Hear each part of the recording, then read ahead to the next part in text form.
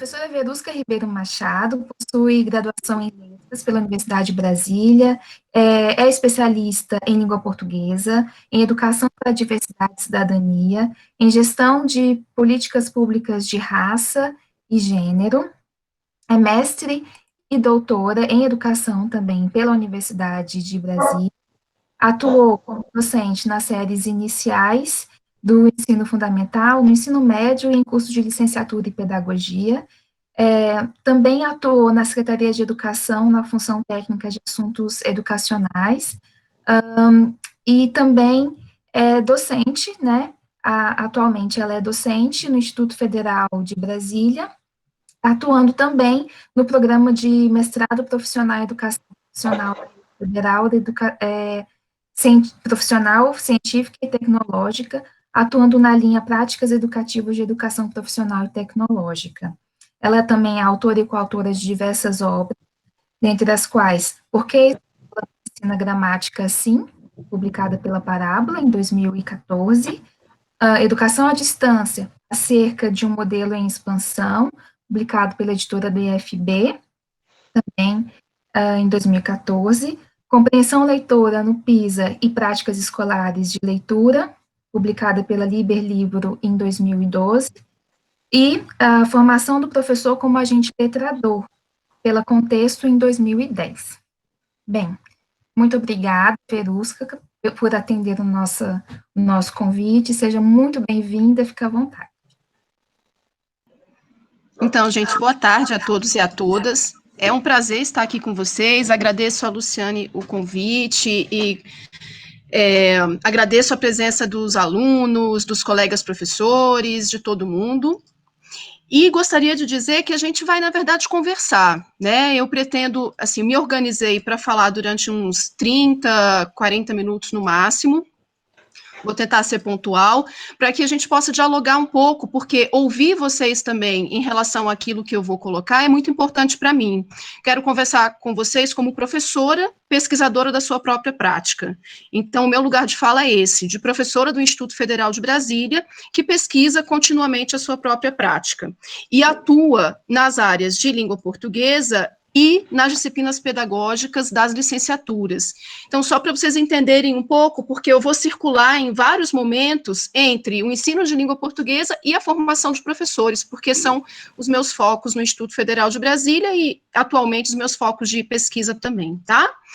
Bom, para mim é um prazer incrível falar com licenciandos e licenciandas, porque eu acredito que a formação de professores é o que há de mais precioso para que a gente possa proporcionar mudanças paradigmáticas na educação básica. Então, eu não acredito em mudanças na educação básica se a gente não repensa a formação de professores, e no momento em que eu tenho a oportunidade de conversar com professores em formação, eu me sinto também um pouco responsável por esse processo de reflexão pelo qual vocês estão passando. Então, por isso, eu agradeço muito e tomo esse convite como algo, assim, muito sério, e assumo com comprometimento esse momento que a gente vai estar aqui, né? Eu acho interessante colocar para vocês, rapidamente, como é que tem sido a minha atuação neste momento no Instituto Federal, porque assim vocês vão entender melhor a natureza da minha proposta. Eu estou no campus Taguatinga, e lá no campus Taguatinga eu atuo como professora de língua portuguesa no PROEJA e no ensino médio integrado regular. Além disso, eu trabalho com 2 licenciaturas lá no campus Taguatinga. Lá nós temos a licenciatura em Física e a licenciatura em Computação. Então, eu trabalho nessas 2 licenciaturas, né, atuando na formação de professores, mais especificamente nas áreas de educação para a diversidade, novas tecnologias e planejamento e organização da ação pedagógica. Com esses professores, eu também trabalho a parte de estágio e práticas de ensino. Lá, a gente trabalha estágio e práticas de ensino numa parceria entre professores da área pedagógica e professores da área específica, tá? E toda essa conversa que a gente vai fazer aqui, ela emerge também do meu trabalho com esses licenciandos. Então, por isso que eu estou situando aí a minha atuação no IFB, para vocês entenderem um pouquinho a minha proposta. Como a Luciane disse, neste momento eu também atuo no mestrado profissional em educação profissional, e lá a minha linha é de práticas educativas. Então, todas essas coisas, de alguma forma, estão relacionadas. E aí, isso também facilita um pouco vocês entenderem a natureza da proposta que eu vou compartilhar com vocês. Quando a Luciane me convidou para esse momento, ela me apresentou o título do grupo de pesquisa, porque me parece que essa iniciativa surge primeiro dentro de um grupo de pesquisa, né? E aí ela me apresentou o título, vou até ler aqui: Escritores Brasileiros e a Noção de Autoria no Século XXI, a Tecnologia como Aliada no Letramento Literário da Escola. Então, ela me apresenta esse título e faz uma síntese do grupo de pesquisa de vocês. E eu parti disso para pensar a nossa interação hoje. Eu parti disso para pensar em um recorte, dentre as questões nas quais eu estou envolvida, o que eu poderia trazer que pudesse, de fato, contribuir mais com vocês. E, como a professora Eneida colocou anteriormente, o que eu poderia trazer que pudesse contribuir também para esse momento tão peculiar que a gente vive na educação, né, mundialmente falando, que é esse momento em que nós fomos obrigados a parar as atividades presenciais e que estamos tendo que repensar, ressignificar e romper paradigmas para continuar, né, trabalhando aí com a formação dos mais diversos níveis e modalidades na educação. Então, nessa perspectiva, eu considerei que seria interessante trazer para vocês uma experiência que eu desenvolvi no campus Taguatinga, ao longo do ano de 2019, que é uma experiência de ensino híbrido, ensino de literatura no ensino médio integrado. Então, é uma experiência de ensino de literatura no ensino médio integrado, a partir de uma perspectiva híbrida, né, à luz da pedagogia dos multiletramentos. Então, só que para tratar dessa experiência com vocês, eu optei por reconstruir o caminho que eu fiz para desenhar essa proposta. Então, como é, de alguma forma, um espaço de formação de professores, eu achei que seria interessante reconstruir a minha trajetória, mostrando para vocês como foi que eu pensei em cada momento essa proposta e, ao final, eu apresento o delineamento dessa proposta e já alguns resultados do que aconteceu lá no campus Taguatinga, colhidos aí ao longo de 2019. Bom, a Luciane tinha me pedido alguma indicação de textos para esse momento, e eu fiz a sugestão de 3 textos, e eu vou ser fiel a esses 3 textos, considerando que algumas pessoas devem tê-los lido, e que, por isso, utilizá-los como fio condutor da minha fala pode ajudar vocês também a acompanharem as questões teóricas que eu vou trazer em alguns momentos. Então, o primeiro texto que eu sugeri foi um texto da Jaqueline Barbosa, que está na plataforma de letramentos, que é uma plataforma interessante, que tem algumas propostas interessantes. Então, esse texto da Jaqueline Barbosa é um texto curto, mas para mim é um texto muito potente, né? O título dele é Sobre Novos e Múltiplos Letramentos, Culturas Digitais e Tecnologias na Escola. Ele é um texto curto, de umas 2 ou 3 páginas, mas potente porque ele faz referência a vários conceitos importantes e ele traz várias reflexões muito relevantes. Então, eu pretendo retomar as reflexões desse texto que foram cruciais para o desenho da minha proposta lá no campus Taguatinga, tá?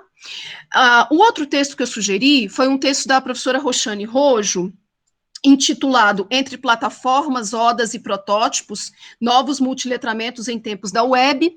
Por que eu sugeri esse texto da Roxane Rojo? Porque nesse texto, a Roxane traz uma inquietação para a gente, que é a necessidade de nós repensarmos o currículo, se nós formos realmente assumir uma pedagogia dos multiletramentos.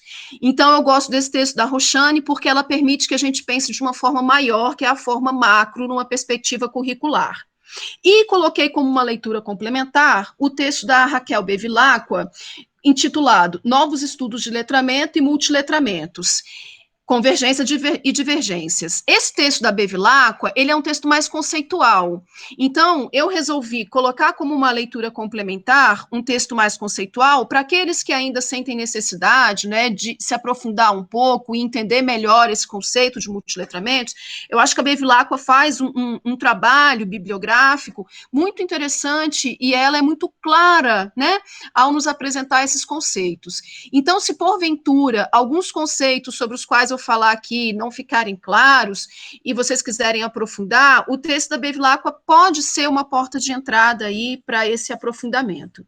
Então, eu selecionei esses 3 textos e eu os selecionei porque foram eles que me ajudaram, né, que me embasaram de alguma forma, que me permitiram pensar na proposta que eu vou compartilhar aqui com vocês, né. Eu fiz a opção de discutir os multiletramentos na escola. A Luciane me deu uma encomenda. A encomenda era: dá para você discutir os multiletramentos na escola com um grupo que tem esse perfil?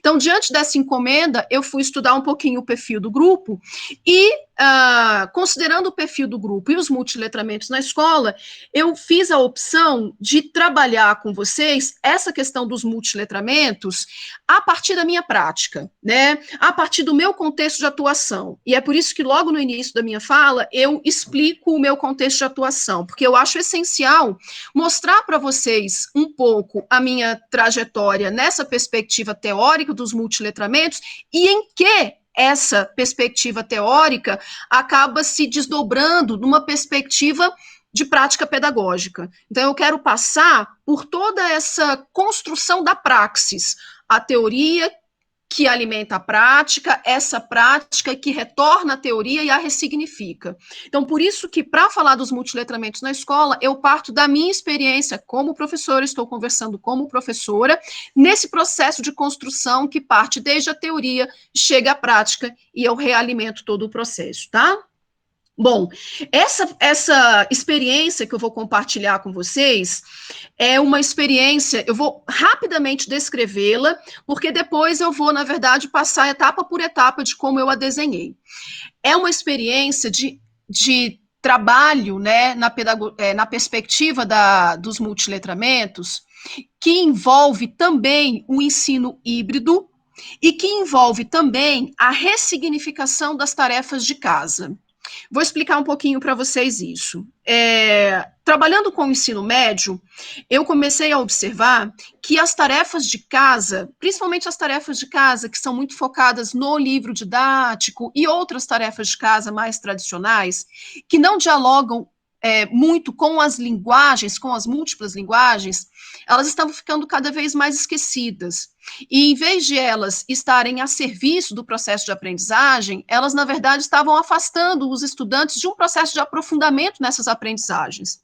Então, eu comecei a pensar numa possibilidade de ressignificar essas tarefas de casa numa perspectiva de ensino híbrido, mesclando o trabalho presencial com um trabalho à distância, numa plataforma de aprendizagem, né, no AVA, de forma que as tarefas de casa pudessem ser, na verdade, constituintes de um curso. Então, os meninos assistem a aula comigo no ensino médio, né, as 3 vezes por semana que eles têm que assistir de língua portuguesa, mas eles são acompanhados por meio de um curso na plataforma Moodle, que tem como foco essa perspectiva dos multiletramentos e que me permite ampliar o diálogo com as diversas linguagens, com as diversas culturas, me permite uma ampliação que não necessariamente eu conseguiria se eu ficasse só naqueles momentos de sala de aula. Então, foi, na verdade, uma proposta fruto de uma inquietação minha em relação às potencialidades do desenvolvimento desses alunos, né? E, a partir disso, eu comecei a me dedicar ainda mais para os estudos voltados para os multiletramentos, para as tecnologias, para o letramento digital, para verificar como é que eu poderia começar a inserir isso, né, de uma forma gradual no meu trabalho como professora de língua portuguesa no ensino médio. Então, feita essa apresentação, assim, muito breve do que eu tenho, do que deflagrou, né, todo esse processo, eu vou explicar para vocês como é que eu vou organizar a minha fala. Bom, o meu objetivo final é mostrar a minha trajetória na construção desse projeto de ensino híbrido para ensino de literatura no ensino médio. Então, o meu objetivo aqui com vocês é construir essa minha trajetória, né? Quais foram os passos que eu dei até conseguir implementar essa perspectiva. E aí, eu optei por iniciar conversando com vocês sobre as perspectivas teóricas nas quais eu me apoiei, e depois dessas perspectivas teóricas, mostrar para vocês como eu trabalho essas perspectivas teóricas num projeto pedagógico, que é esse projeto do ensino híbrido para o ensino dos conteúdos de literatura no médio integrado. Então, dito isso, eu passo para a minha primeira parte da explanação mesmo, que é o momento em que eu vou conversar com vocês as minhas bases, né? Então, em que eu me apoio para pensar esse projeto?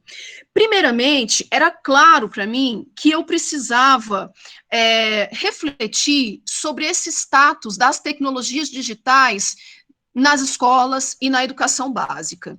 Isso ficava muito claro para mim também por causa da licenciatura em computação, porque na licenciatura em computação a gente forma professores para atuarem nas escolas com as tecnologias digitais de informação e comunicação, né? E isso ficou cada vez mais clara a necessidade da gente pensar qual é o status dessas tecnologias digitais. Quando a gente fala disso na educação, a gente está falando de que perspectiva? Porque muitas vezes a minha impressão é de que a gente fala das tecnologias digitais muito mais numa perspectiva de pirotecnia, né? O que eu quero dizer com isso? Instrumental, né? Numa perspectiva de, vamos tornar o nosso trabalho mais moderno simplesmente introduzindo alguns instrumentos ou alguns artefatos. Isso me incomoda, porque isso não significa ruptura de paradigma. Isso significa, muitas vezes, manutenção de paradigma adaptando-se a artefatos, numa perspectiva instrumental. Então, diante disso, eu passei a ler muito, a estudar muito, a refletir muito sobre como as tecnologias são abordadas por pesquisadores e educadores. Então, nesse texto da Jaqueline Barbosa, né, ela nos apresenta 3 principais recortes que são feitos aí por educadores e pesquisadores quando a gente reflete sobre a tecnologia. Então, o primeiro recorte, alguns pesquisadores focam nos artefatos em si e nos usos, que é, na verdade, um foco mais instrumental, né? Aquele que eu tinha comentado anteriormente. Outros pesquisadores se referem mais à cultura digital. E aí essa cultura digital diz respeito a práticas sociais, valores, sistemas de crença que constituem essas culturas no interior do mundo digital, né? E outros pesquisadores se dedicam às práticas de linguagem nessa esfera. Os pesquisadores que se dedicam às práticas de linguagem nessa esfera se dedicam, né, aos estudos dos multiletramentos, dos novos letramentos. Então, diante dessas 3 perspectivas, né, da tecnologia, eu começo a pensar no meu projeto lá em Taguatinga. E aí fica muito claro para mim que meu projeto vai ter um foco sobre as práticas sociais de linguagem, né? Entretanto, no decorrer do processo, conforme eu ia planejando, aplicando e dialogando também com os meus alunos de licenciatura, eu percebi que era impossível fazer uma proposta híbrida sem considerar também as práticas da cultura digital e também os artefatos. Então, a Jaqueline Barbosa, no texto dela, ela coloca que os pesquisadores se concentram nesses 3 focos, mas em um desses 3 focos, desculpem, mas quando fui desenhar o meu projeto, eu tive a clareza de que era necessário eu olhar para os 3. Eu precisava olhar para os 3, porque para chegar a desenvolver uma proposta que tivesse como foco as práticas de linguagem nessa esfera, eu precisava passar por um processo de desenvolvimento de letramento digital dos estudantes.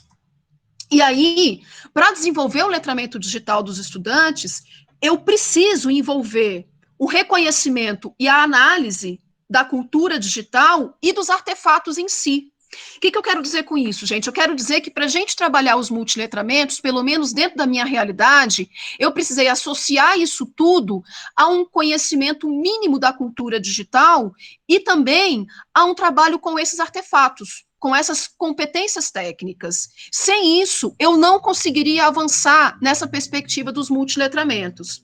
E é curioso, porque muitas vezes, quando a gente fala dos jovens da contemporaneidade, eu ouço muitas pessoas dizerem, não, mas esses jovens tiram tudo de letra, inclusive essa perspectiva mais técnica dos artefatos. Mas não foi isso com a realidade com a qual eu me deparei. Eu me deparei com uma realidade em que eu precisava fazer todo o letramento digital desses estudantes para dar conta de desenvolver uma proposta pedagógica na perspectiva dos multiletramentos.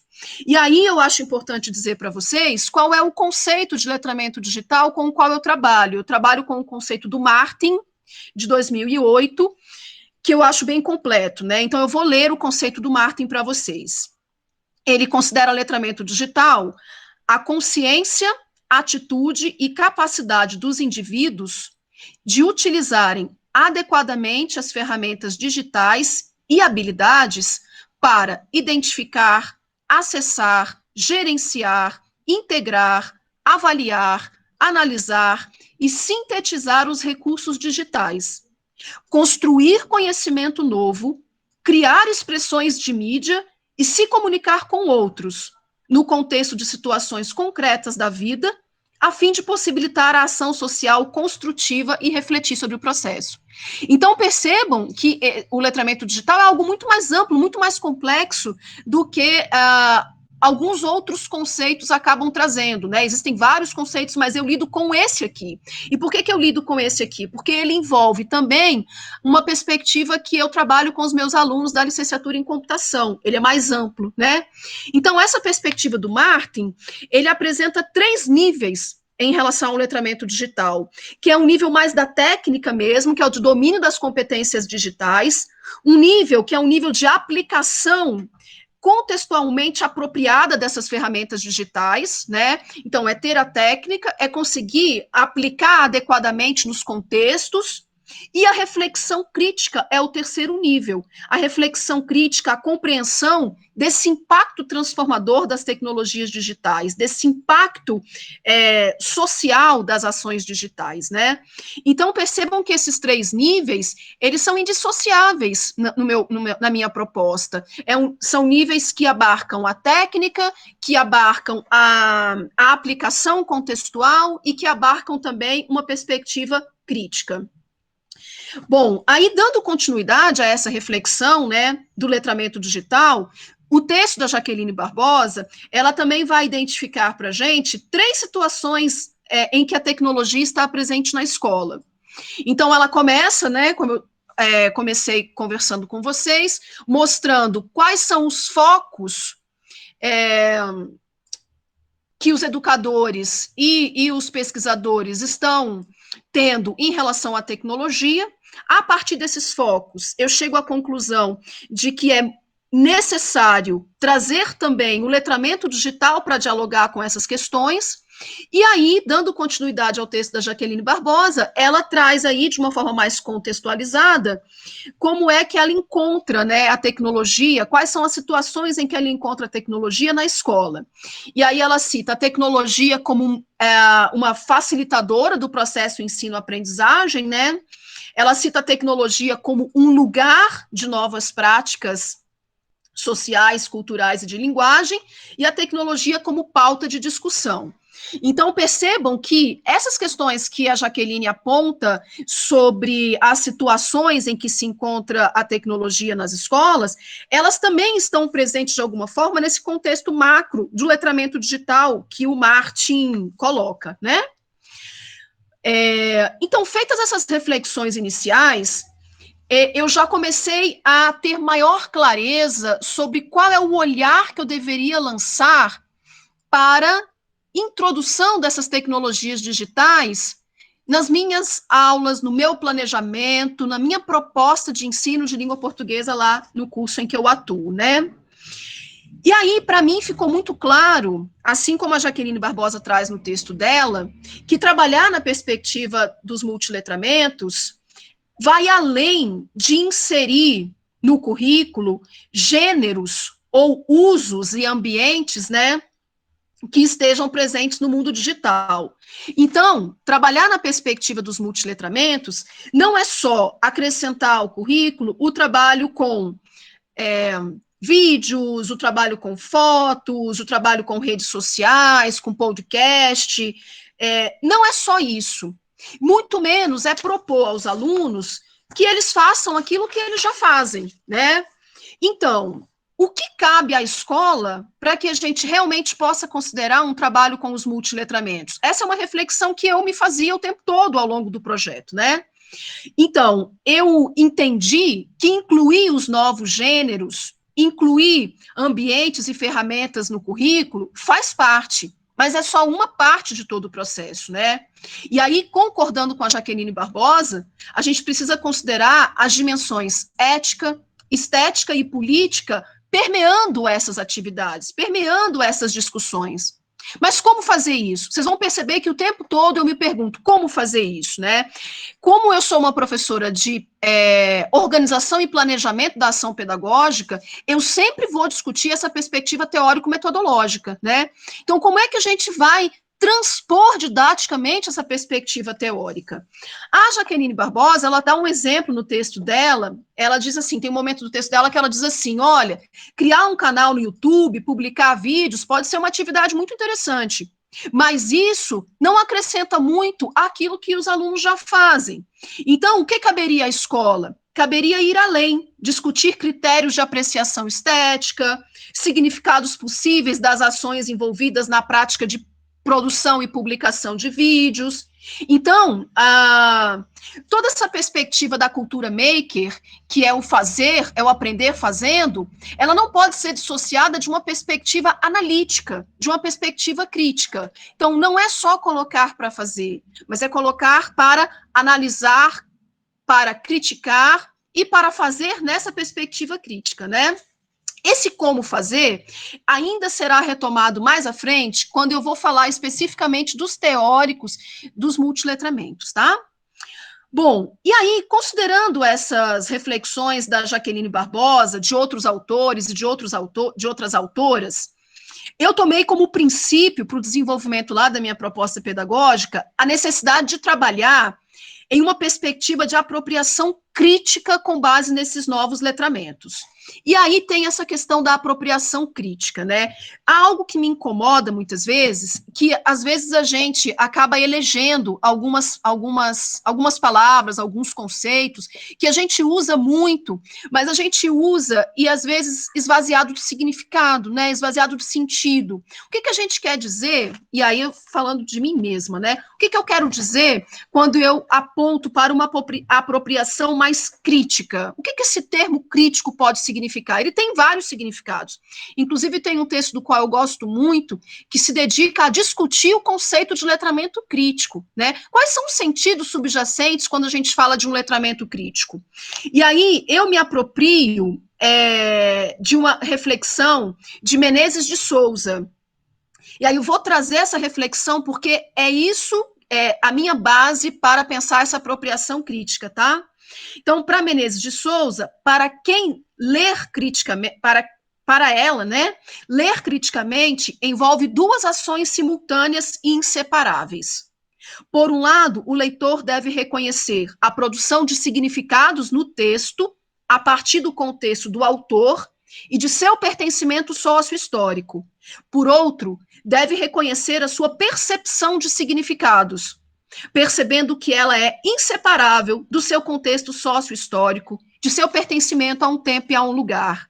Então, essa perspectiva crítica é aquela perspectiva não de um leitor, não de um estudante que recebe aquilo que o texto traz sem dialogar com esse texto.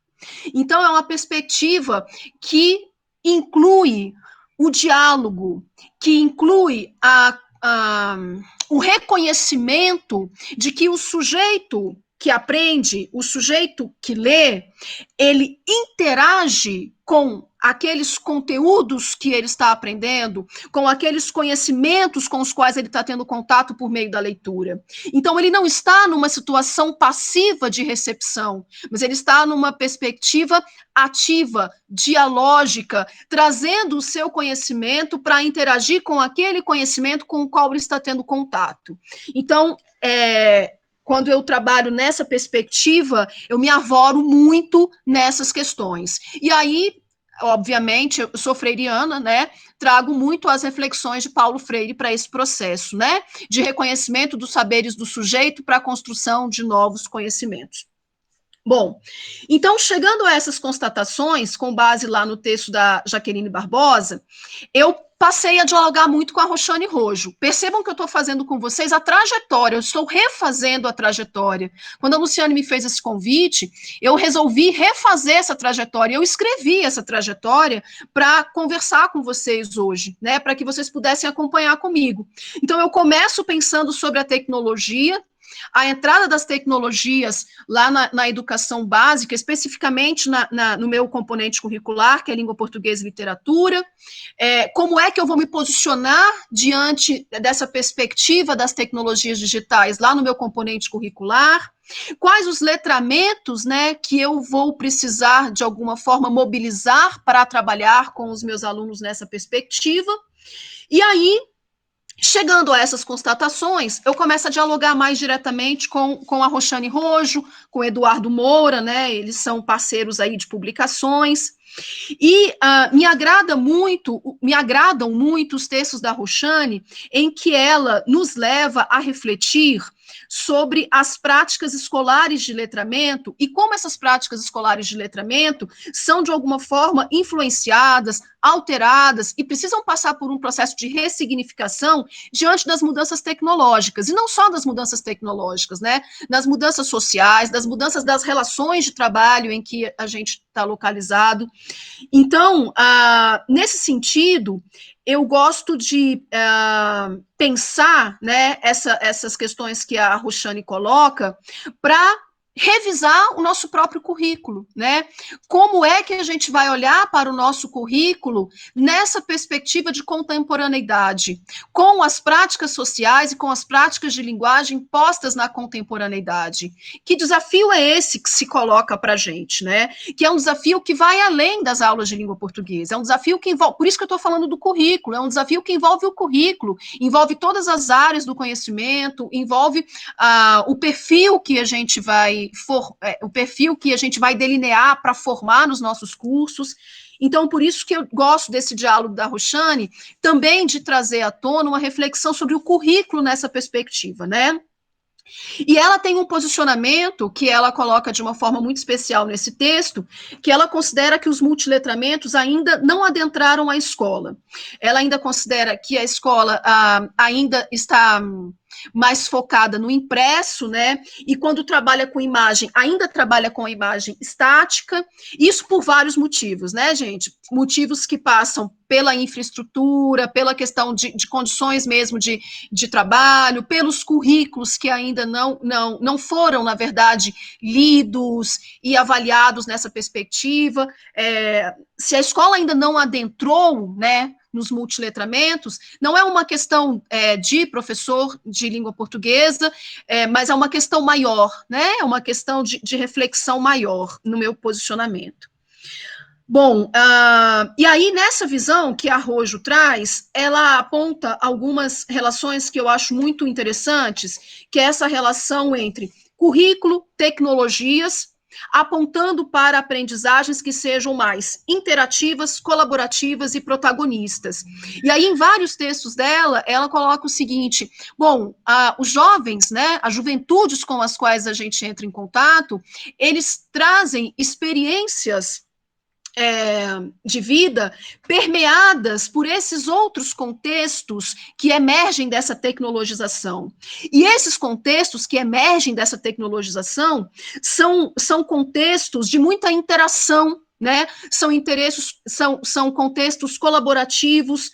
Como é que a gente vai pensar a função social da escola a partir desse quadro maior. Então, eu gosto dessas reflexões porque elas nos colocam aí diante de muitos desafios e que eu acho que são necessários, a gente precisa enfrentar, né? Bom, então, partindo dessas reflexões sobre as tecnologias na escola, sobre essas reflexões que a Arrojo traz acerca da pedagogia dos multiletramentos e dos currículos, eu acho também essencial que a gente entenda um pouquinho o que sustenta, né, essa proposta dos multiletramentos, né?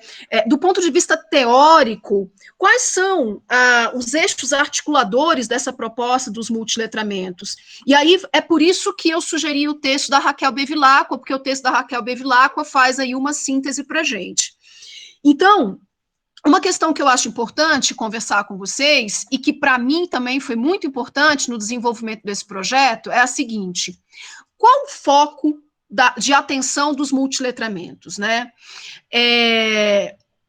E aí, lendo o próprio manifesto do Grupo de Nova Londres, lendo tudo aquilo que é publicado posteriormente acerca dos multiletramentos, a gente percebe como os multiletramentos, a reflexão, né, a concepção teórica dos multiletramentos surge muito num contexto de ensino, né? Tanto é que eu me refiro várias vezes a uma pedagogia dos multiletramentos, né? Então, o foco, ele é muito centrado no ensino. Como é que a gente vai pensar em olhar para a escola dentro desse contexto de mudanças que estão instauradas por uma tecnologização, mudanças que estão instauradas por novas relações de trabalho, mudanças que estão instauradas por uma exigência de que o sujeito produza conhecimentos e não reproduza. Como é que a gente vai olhar para a escola diante de todas essas mudanças, né? E aí, quando o Grupo de Nova Londres discute, eles discutem, lá nos textos iniciais, eles discutem pensando muito nisso, né? Como é que a gente vai pensar a escola diante de todas essas mudanças? Como é que a gente vai formar cidadãos para atuar nesses contextos, né? E aí, um conceito que está na base aí da pedagogia dos multiletramentos é o conceito design de sentidos, né? Lá no texto da Bevilacqua, ela faz uma explicação assim bem clara. Então, ela traz lá no texto que o design de sentidos na verdade, se refere ao modo como as pessoas fazem uso dos recursos de significações disponíveis em um dado momento, em um ambiente específico de comunicação, para realizar seus interesses. Como as pessoas usam esses recursos de significação, né? E daí, é importante a gente reconhecer que os sentidos, eles são constituídos a partir de dimensões socioculturais e ideológicas, e que essas dimensões variam muito de um contexto para o outro. Por isso, o conceito de design, ele não é um conceito estático. Ele é um conceito dinâmico, né? E os teóricos consideram esse conceito ideal justamente porque ele permite que a gente se atualize de acordo com essas novas tendências sociais. É um conceito dinâmico, considera os vários contextos, né? A perspectiva dos multiletramentos considera os vários contextos culturais, as várias linguagens, e esse conceito de design de sentido é o conceito articulador, né, de toda essa proposta. Então, o design, ele é constituído por 3 aspectos, esse design de sentido, que são os recursos culturais e contextuais para a construção de sentido, incluindo o gênero, o discurso, o processo de construção e reconstrução da representação do mundo por meio desses recursos, e o mundo transformado em novos recursos que acaba trazendo novos sentidos também. Então, os teóricos, né, que discutem aí os multiletramentos, eles trabalham toda essa arquitetura dos multiletramentos a partir desse eixo do design de sentido. E aí, a partir disso, eles também refletem sobre o como a gente pode pensar uma pedagogia dos multiletramentos. Então, a partir dessa perspectiva dos recursos de significação, considerando que esses recursos de significação, eles são diretamente influenciados pelas dimensões socioculturais e ideológicas, a partir dessa construção teórica, como é que a gente pode pensar em adotar uma perspectiva dos multiletramentos lá, na nossa prática pedagógica, né? E aí, eles definem 4 elementos, 4 movimentos, 4, enfim, vou chamar de elementos, movimentos didático-pedagógicos. Ao longo do desenvolvimento das teorias, eles foram mudando de nome, mas eu vou usar a nomenclatura que é mais usada atualmente, tá? Então, eles trazem aí esses 4 elementos que podem nos ajudar a pensar em adotar uma perspectiva dos multiletramentos lá nas nossas práticas. O primeiro elemento que eles citam é o experienciamento. O que seria esse experienciamento? Esse experienciamento representa a imersão em práticas significativas em uma comunidade de aprendizes, considerando-se as necessidades socioculturais e suas identidades. Leve em conta aquilo que já é conhecido pelos aprendizes e aquilo que é novo. Então, vejam, esse experienciamento parte dos aprendizes, do contexto sociocultural dos aprendizes, que é algo também que é colocado pelo Paulo Freire, eu já comentei isso com vocês, né? Então, é muito interessante porque a gente faz essa imersão nas práticas significativas para aquela comunidade de aprendizes, numa perspectiva de fazer sentido para aqueles aprendizes. Bom, esse é o primeiro movimento que eles citam. O segundo movimento é o movimento de conceitualização, porque a gente não pode ficar só no experienciamento, a gente precisa ir além, né? A nossa função como professores, como educadores, é ampliar aquilo que esses aprendizes já trazem. Então, a gente precisa ir além. Esse segundo movimento, os teóricos chamam de conceitualização, que é o processo de conhecimento pelo qual os aprendizes se apropriam de teorias e de conceitos. Demanda que os aprendizes sejam capazes de mover-se desse mundo experiencial para o conceitual, para o sistemático, para o científico. Então, percebam, a gente parte daquilo que é conhecido para ampliar para o conceitual, para ampliar para o científico, porque partindo daquilo que é conhecido, para essa ampliação, passa a fazer sentido. E aí a gente pode, inclusive, trazer algumas perspectivas, a própria perspectiva da aprendizagem significativa do Ausubel, né, dos subsunsores. Então, várias questões eu percebo que dialogam quando esses teóricos dos multiletramentos apresentam para a gente como pensar uma adoção da pedagogia dos multiletramentos na nossa prática pedagógica. O terceiro elemento, então, o primeiro é experienciamento, o segundo, a conceitualização, o terceiro é a análise. A análise, que é uma capacidade crítica, né, um certo tipo de capacidade crítica, entendida de 2 formas para os teóricos dos multiletramentos. Uma análise funcional, que considera elementos textuais, e uma análise crítica, baseada na avaliação da representação do mundo, baseada uma análise que interroga, né, razões e propósitos que estão por trás de algum sentido, que analisa o que está por trás dos sentidos.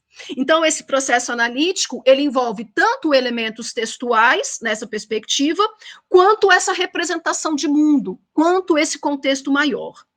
E o quarto elemento, ou o quarto movimento, que é o de aplicação, porque essa perspectiva dos multiletramentos também parte da necessidade de colocar o sujeito que está aprendendo num processo de construção. É muito importante a construção, essa perspectiva ativa do sujeito, né? O sujeito que dialoga com o que lê, que é capaz de produzir a partir do que analisa, a partir do que experiencia. Então, esse quarto elemento, que é o quarto elemento chamado aplicação, os teóricos colocam 2 tipos de aplicação. Uma aplicação apropriada, que é aquela em que os estudantes são capazes de realizar algo que é esperado, que é mais previsível, e uma aplicação criativa baseada numa intervenção de mundo, né, de uma forma que considere interesses, experiências, uma aplicação que cause algum tipo de transformação. É interessante também que toda essa perspectiva do como pensar essa pedagogia dos multiletramentos também aponta para uma questão que eu acho muito interessante, que é a gente trabalhar com os conteúdos, considerando que os conteúdos eles são não só conceituais, mas eles também são procedimentais, no sentido de que a gente aprende a fazer coisas, e eles também são atitudinais, no sentido de que a gente também aprende a agir. Então, eu gosto dessa perspectiva, e eu dialogo muito essa perspectiva também com o Anthony Zabala. O Anthony Zabala, naquele livro dele, Prática Educativa, ele discute, né, que para uma formação integral dos estudantes, a gente precisa pensar nas várias naturezas dos conteúdos, conceitual, procedimental, atitudinal, e essa perspectiva dos multiletramentos, de alguma forma, aponta um pouco para isso também, porque nos leva a trabalhar tanto o conceitual, quanto o procedimental e o atitudinal. Então, também acho bem interessante nesse sentido, né? Bom, então, esses elementos, eles se referem ao enquadramento pedagógico, né? E evidenciam aí o ponto central da teoria dos multiletramentos, que aponta para uma preocupação com a educação na contemporaneidade. Dito isso, eu termino a primeira parte, que é tudo aquilo que embasou a proposta que eu desenvolvi lá no campus Taguatinga, né? Então, começando por uma reflexão sobre as tecnologias, passando por uma reflexão sobre o próprio currículo e chegando a essa perspectiva mais teórico-conceitual sobre as questões que embasam a adoção de uma pedagogia dos multiletramentos. E aí, nós desenvolvemos a proposta, e eu falo nós, porque foi uma proposta desenvolvida por mim e por licenciandos da computação, tá, gente? E aí nós desenvolvemos essa proposta intitulada Ensino Híbrido e o Ensino de Literatura no Ensino Médio. Uma proposta de sala de aula invertida à luz da pedagogia dos multiletramentos. Então, essa proposta, ela se insere no campo artístico-literário, né?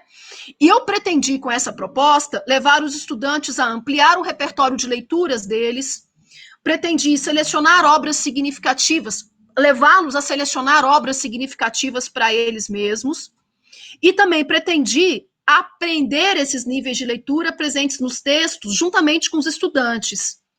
E também aprender os discursos subjacentes ao discurso dos autores, juntamente com esses estudantes, né? Então, como eu disse para vocês, eu desenhei o componente curricular de língua portuguesa no segundo trimestre, lá o curso de Taguatinga trimestral, no segundo trimestre, numa perspectiva diferenciada, de maneira que os meninos tinham aula comigo 3 vezes por semana e eles eram acompanhados por meio de tarefas de casa que não foram desenhadas de uma forma muito tradicional. Eu construí um mini curso à distância para o componente curricular língua portuguesa, que contemplava os conteúdos do modernismo para a terceira série do ensino médio. O que acontece, gente? Minhas colegas professoras sabem que a gente tem pouco tempo de língua portuguesa no curso técnico integrado. É pouco tempo para dar conta de toda a parte de análise linguística, de produção textual, de análise textual e de literatura. Então, algo que me incomodava muito era o fato de eu não conseguir ampliar mesmo as perspectivas de leitura dos alunos em tão pouco tempo em contato com eles. Então, eu optei por, no segundo trimestre, desenvolver paralelamente às aulas um mini curso relacionado a um conteúdo que é o modernismo, né, para essa terceira série do ensino médio. Então, o que acontecia? A parte da avaliação dos alunos se transformou na realização desse mini curso. E eu acompanhava diariamente as atividades que eles faziam no minicurso, juntamente com os meus alunos da licenciatura, né? Os meus alunos da licenciatura também acompanhavam como os alunos do ensino médio conseguiam ir trabalhando na plataforma e como eles conseguiam ir dialogando também com essa perspectiva da cultura digital e do mundo digital que estava presente na proposta. Então, eu adotei a perspectiva do ensino híbrido, e aí, quando eu falo de ensino híbrido, eu falo muito baseada naquilo que a Lilian Bassic discute e que o José Moran discute. Quem tiver interesse em se aprofundar em ensino híbrido, tem um mini curso na plataforma Coursera, chamado ensino híbrido, que é precioso, porque ele é todo construído com base em experiência de professores da educação básica. E eu acabei tendo contato com a Lilian Bassic num congresso de informática na educação, conheci esse trabalho, e aí, estudando muito do que ela produziu, eu fiz esse curso, eu acabei me sentindo fortalecida para trabalhar com essa perspectiva do ensino híbrido, tá, gente?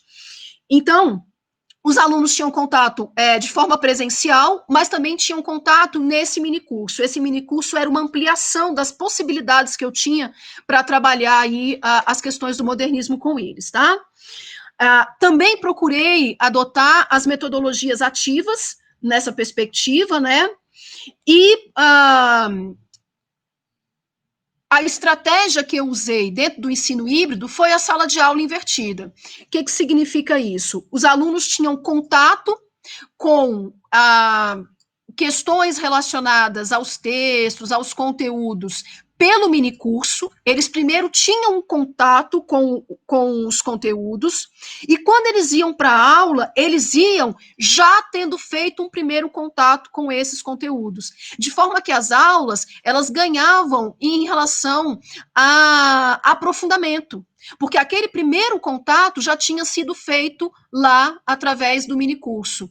Isso é a sala de aula invertida. É quando, em vez de o aluno ir para a sala para receber aquele conteúdo pela primeira vez e depois ele fazer tarefas, ele primeiro estuda o conteúdo para ir para a sala com as demandas de aprofundamento, análise, de verticalização mesmo das discussões. Por isso que a gente chama de sala de aula invertida. Você inverte os papéis que tradicionalmente estão postos, tá? Bom, só mais uma questão sobre hibridismo. A educação, ela é híbrida por natureza, tá, gente? Esse hibridismo, essa mescla, a gente mescla metodologias, a educação é híbrida por natureza. Atualmente, a gente tem visto muito o advento do termo educação híbrida, dialogando essa perspectiva de presencial e à distância concomitantemente. Mas há várias perspectivas de hibridismo e nesse momento, quando eu falo do ensino híbrido, eu falo dessa mescla de trabalhar presencialmente e trabalhar à distância, mediada pelas tecnologias digitais, tá? Depois a gente pode conversar melhor sobre isso. Bom, outra questão também, que era base para esse curso, era o desenvolvimento de uma relação de ensino-aprendizagem dialógico, mediado pelas tecnologias digitais de informação e comunicação. Então, a gente primou muito por essa construção dialógica mediada, né? Então, esse minicurso, ele contou com 20 horas, tá? E os alunos precisavam dedicar 2 horas por semana para ele. Então, eles tinham as aulas presenciais e eles precisavam dedicar 2 horas por semana a esse minicurso. Por que a gente teve que estipular essa carga horária? Porque senão a gente corre o risco de sobrecarregar os alunos e acabar não conseguindo alcançar os nossos objetivos, que é fazer com que eles tomem contato com esses conteúdos e possam pensar sobre eles. Lembram-se lá daqueles movimentos da pedagogia dos multiletramentos? Esse experienciamento é muito importante. Poder dialogar com o que está posto para depois, no momento em que eles estiverem no presencial, a gente trabalhar a perspectiva de conceitualização, a análise, tá certo? Bom, então, as atividades as atividades semanais precisavam caber nessas 2 horas. Então, foram 10 semanas de curso, né? E a gente também teve que fazer 2 momentos extras presenciais com os alunos da computação, para que eles pudessem ser orientados, ser informados para atuar na plataforma Moodle, tá? Porque a gente acaba pensando que, por eles serem nativos digitais, eles conseguem intuitivamente se resolver na plataforma. Isso não se configurou nessa minha experiência. A gente precisou fazer uma formação com eles para que eles pudessem realmente circular na plataforma, né, e conseguir atender o que estava posto. Bom, e aí vou finalizar, porque senão eu passo do tempo que eu tinha estipulado para a gente poder conversar um pouco. Vou finalizar, mas eu só quero, para finalizar, mostrar para vocês um exemplo de como a gente organizou um dos momentos iniciais desse minicurso, para vocês observarem como é que aquelas questões teóricas foram sendo trabalhadas na concretização da proposta, tá? Então, logo no início, né, a gente teve as 3 primeiras semanas foram semanas de adaptação, né, da plataforma, de conhecimento da plataforma e também de contextualização, né. Então, nessas semanas iniciais, a gente pretendeu apresentar o contexto da primeira metade do século XX, né, que foi o período em que se desenvolveu o modernismo brasileiro. Então, a gente procurou construir uma trajetória por meio da qual o aluno pudesse fazer uma viagem histórica e tivessem a oportunidade de estabelecer relação entre a modernização pela qual o Brasil passou no início do século XX, a contemporaneidade marcada pelos elementos do mundo e da cultura digital e a produção artístico-literária daquele momento. Então, vocês percebem que ao recorrer a essa proposta, eu tive também a possibilidade de ampliar e muito a perspectiva de trabalho interdisciplinar, tá? Essa também foi uma questão muito interessante. Então, logo na segunda semana, quando a gente começa a contextualizar os alunos historicamente para trabalhar o modernismo, uma das primeiras imagens que a gente coloca lá na plataforma é uma foto, uma foto da praia de Leblon, tirada na década de 90, mais ou menos.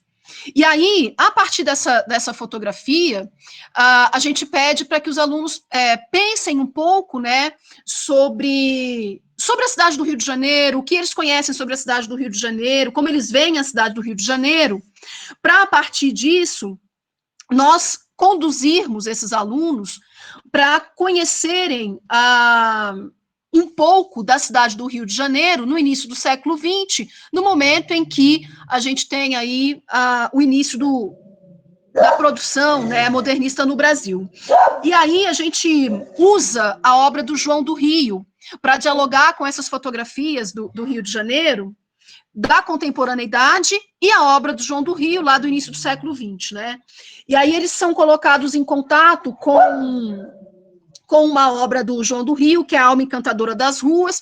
A gente explora muito uma crônica específica dessa obra, que é As Mariposas de Luxo, e tem um objetivo, né? Por que a gente traz as mariposas de luxo? Porque a gente pode, a partir das mariposas de luxo, mostrar para os alunos como é que essa cidade moderna vai se desenvolvendo, né? Como é que essa parte dos avanços tecnológicos vão sendo mostrados pela luz elétrica, pelos automóveis, pela saída das mulheres das fábricas, tem também uma possibilidade de toda uma reflexão das relações trabalhistas naquele momento. Então, a gente elege esse texto para dialogar com as fotografias da contemporaneidade das praias do Rio de Janeiro. Percebam que aí a gente já está também trazendo uma multiplicidade de linguagens, com essa perspectiva de análise, né, dessas fotografias, a partir também do olhar do João do Rio, e a gente complementa esse primeiro percurso com alguns vídeos produzidos pelo Itaú Cultural que trazem para a gente esse período de urbanização das capitais e como é que era a produção, como é que se deu, né, a produção artístico-literária nesse período da urbanização das capitais. E aí, diante disso, a gente também discute com os estudantes a fonte desses materiais. Essa também é uma questão muito importante. Todos os materiais foram retirados do portal Domínio Público. E aí a gente leva esses meninos a refletirem sobre o motivo pelo qual a gente trabalha com o domínio público. O que significa escolher trabalhar com o domínio público lá naquele momento? E aí a gente já entra, né, em uma dimensão do letramento digital, que é extremamente importante, né, que é a dimensão da fidedignidade, da veracidade das informações com as quais a gente toma contato, por meio, né, desse mundo digital. E aí eles começam também a entrar numa reflexão de que não é qualquer informação que é possível acreditar, não é qualquer texto que circula, que tem lá o nome de alguém, que necessariamente aquela informação é verdadeira. Quais são as fontes nas quais a gente pode, de verdade, confiar, né? E aí, a partir disso, a gente discute um pouco sobre segurança na rede, sobre informações confiáveis, e existe lá um trabalho que os meninos da licenciatura em computação fizeram, que é um trabalho com um infográfico, mostrando para os estudantes como é que eles podem fazer essa análise crítica das informações confiáveis, e os alunos também são convidados a fazerem um infográfico colaborativo para mostrar como eles veem essa questão da veracidade das informações, né? Ainda nesse primeiro momento da contextualização, eles também, muito nessa perspectiva do experienciamento, são convidados a assumir uma postura de cronista, com esse olhar quase antropológico que o João do Rio tem, né? Para fazerem um retrato da cidade deles, considerando o atual desenvolvimento tecnológico em que nós estamos inseridos. E aí eles produzem também uma crônica, né?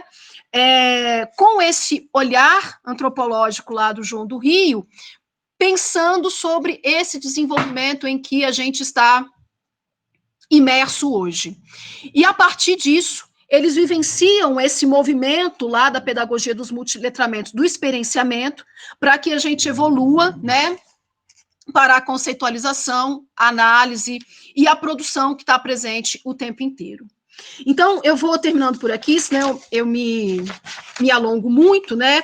Eu só queria destacar que a gente já tem alguns resultados, né, dessa proposta, alguns resultados interessantes.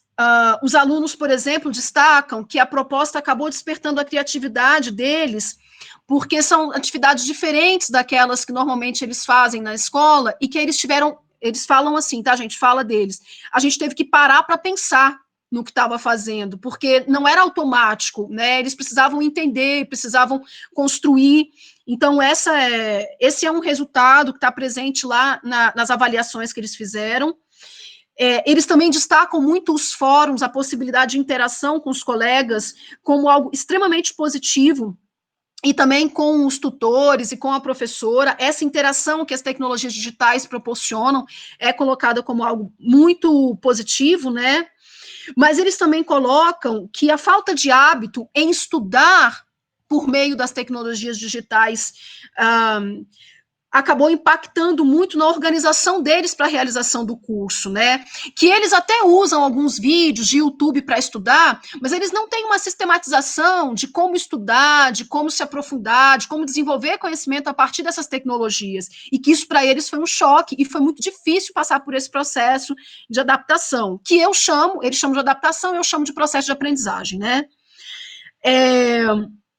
Também eles colocam que o acesso à plataforma, por mais que fosse facilitado, porque eles tinham esse acesso dentro do campus, né, muitas vezes é difícil, porque em casa nem sempre eles têm a conexão, então é uma questão de infraestrutura que eles apontam, né. E uma questão também que eles colocam, muito importante, é sobre o diálogo com os diversos softwares, porque a gente usou muitos softwares também na proposta, que ampliou os conhecimentos deles, e eles dizem assim, que eles permitem, que esse diálogo permitiu que eles pudessem trazer o que eles veem fora da escola para dentro da escola. Isso são falas deles, tá?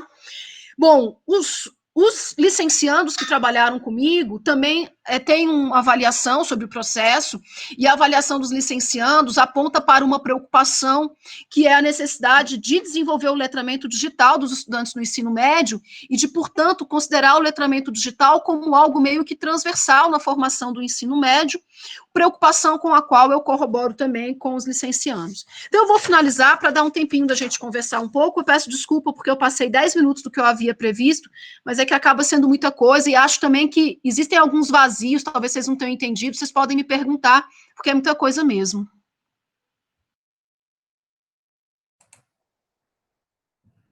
Olá, Verusca, obrigada. A gente ficaria aqui a tarde toda te ouvindo, porque foi muito enriquecedor, né? Agradeço. Queria também agradecer as suas indicações de leitura. Nós compartilhamos os textos para os alunos que faziam parte do projeto e para quem se inscreveu com antecedência. Alguns podem não ter tido acesso, né? Alguns dos que estão aqui presentes, mas eu enviei os links para que vocês possam ter acesso aos textos também, né? Então, eu gostaria de agradecer as indicações e o curso, inclusive, que você recomendou na plataforma Coursera do ensino híbrido, que nesse momento se faz tão importante, né, para a gente aprender e conhecer melhor todas essas estratégias que estão sendo postas e que nós estamos sendo obrigados a se apropriar delas nesse momento. Eu quero, então, abrir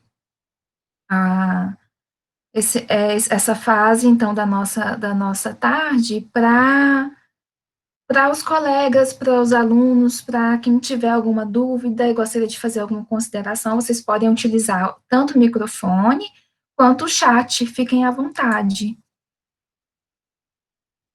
Quem gostaria de começar? Fazer alguma pergunta?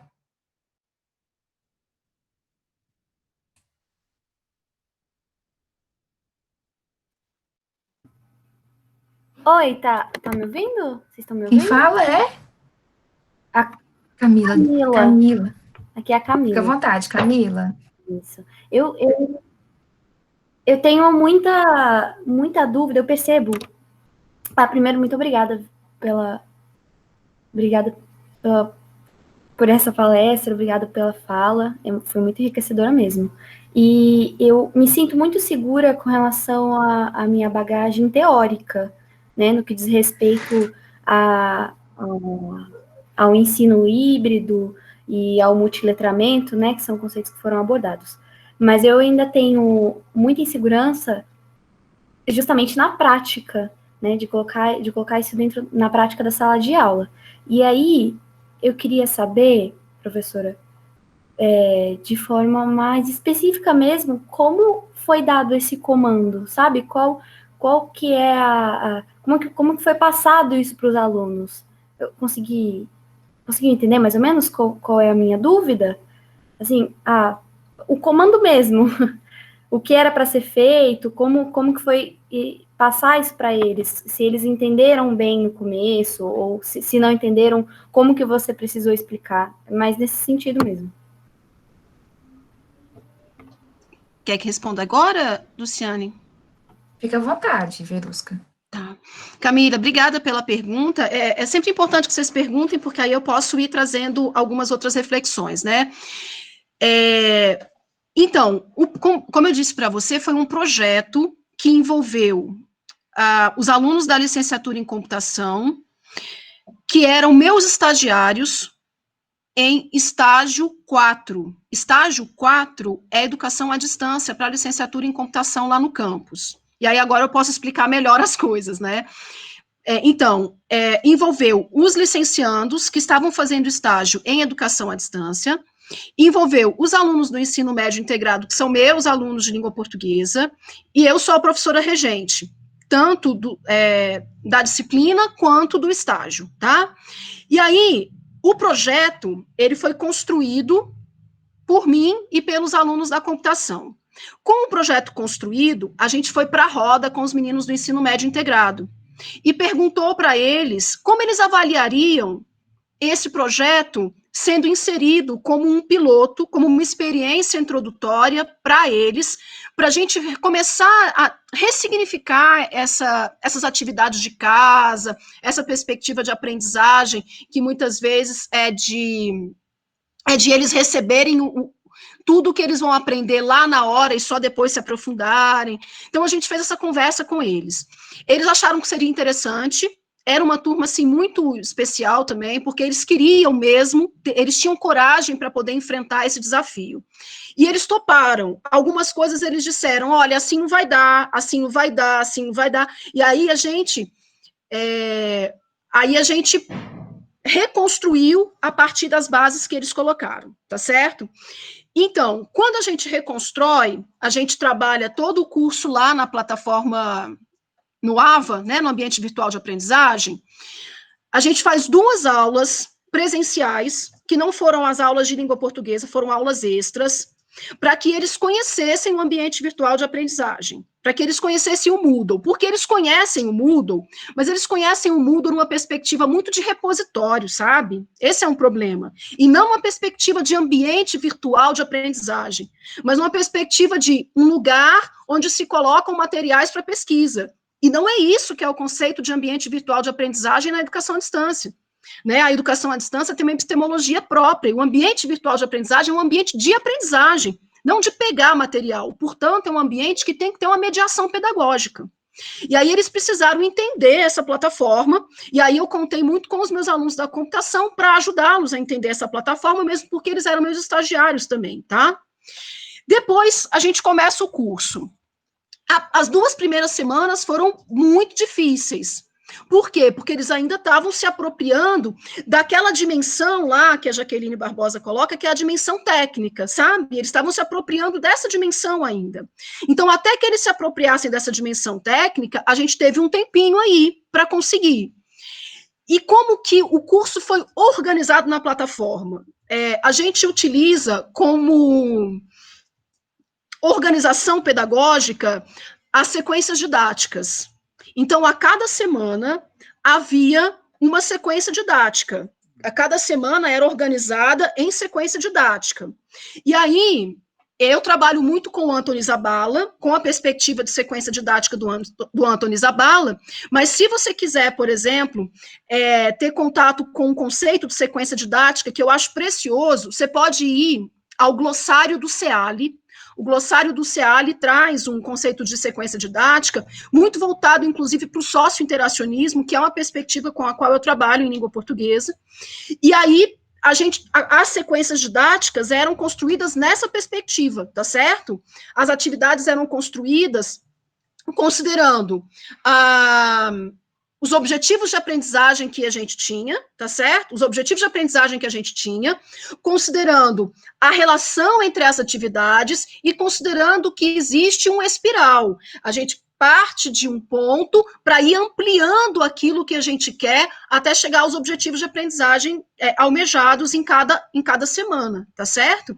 Então, o comando, você pergunta do comando, na verdade não era o comando, né, era uma organização de sequência didática, e a sequência didática, ela era lá no AVA, era quase um roteiro de aprendizagem, né, que eles iam seguindo, e quando eles tinham certa dificuldade, eles tinham a possibilidade de imediatamente interagir. Olha, eu não consigo fazer isso. Eu não consigo entender isso. Assim, uma questão que foi muito interessante é que a gente procurou usar linguagens assim, linguagens diferenciadas com eles lá no curso. E aí, às vezes, eles colocavam assim, olha, eu não sou acostumado com essa linguagem, não. E a gente vinha lá e fazia uma mediação no sentido de ampliação das possibilidades de leitura deles, sabe?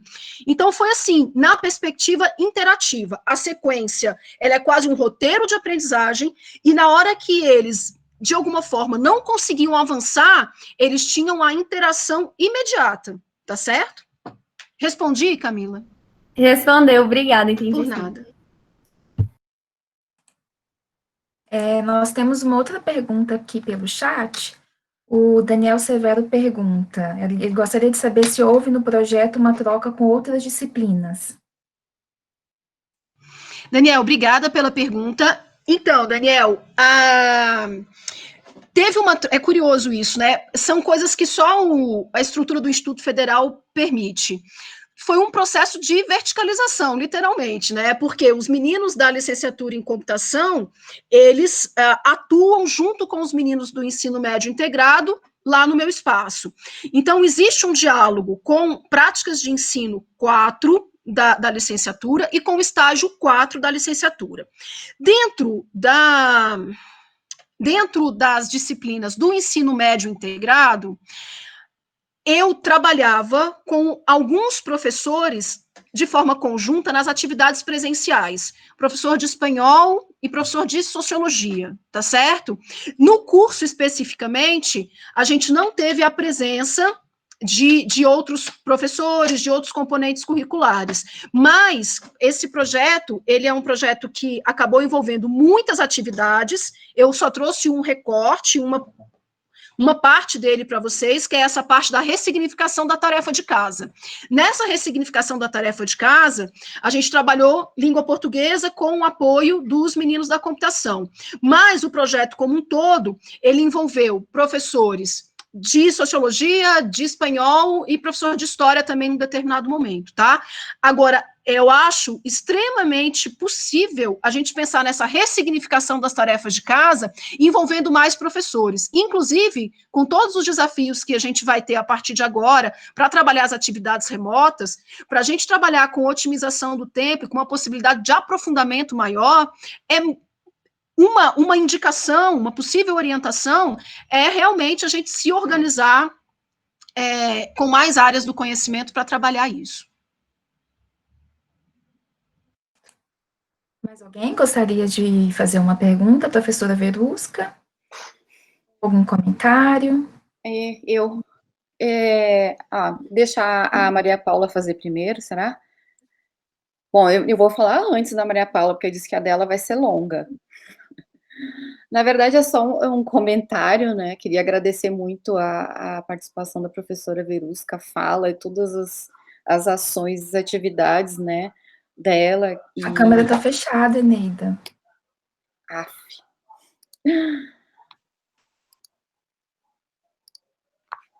Voltando, então, né? Queria agradecer muito e principalmente agradecer as leituras, né? Os textos realmente assim muito bons. Eu usei eles tanto no edital que a gente teve agora para os laboratórios de WIFMaker, quanto para o que a gente está pensando no nosso GT de metodologias, né? Que inclusive a gente vai ter reunião daqui a pouquinho. Estou fazendo parte de um GT de metodologias que está falando sobre interdisciplinaridade, transdisciplinaridade, letramentos múltiplos, ensino híbrido, tudo por causa, né, desse contexto que nós estamos vivendo. E aí até queria colocar, eu acho que até os alunos não estão sabendo, mas saiu uma portaria do governo hoje, né? Não sei se vocês já estão sabendo dessa portaria, que nós vamos voltar às aulas, né, via, enfim, uso de tecnologias e tudo mais, né, então, inevitavelmente, né, nós vamos ter que pensar nesse modo de voltar de alguma forma, né, e como voltar, né, sem prejudicar o nosso aluno, né, sem prejudicar no sentido de que eles, né, tenham, aliás, tenham acesso, né, já que muitos a gente sabe que não tem o que é o principal, que é acesso à internet, né, e isso todas as nossas pesquisas, todos os nossos formulários é o que fica mais evidente, né,